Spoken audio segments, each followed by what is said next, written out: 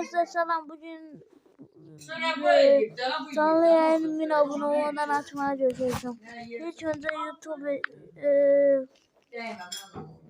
ne dedim?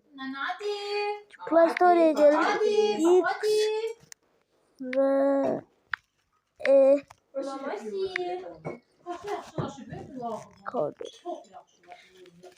X Recorder.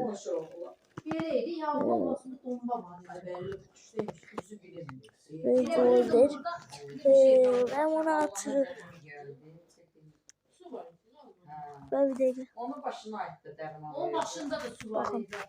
Canlı yayın pulsuz bir şekilde, abonesiz bir şekilde açacağım.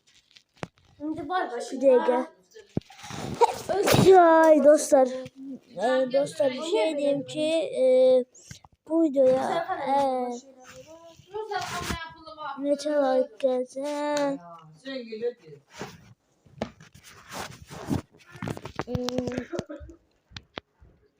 bu videoya eğer 10 like gelse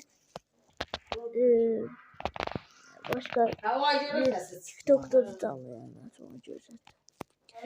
X Recorder'dan Pilos'a basıp o da YouTube'a basıp başlat canlı yayını.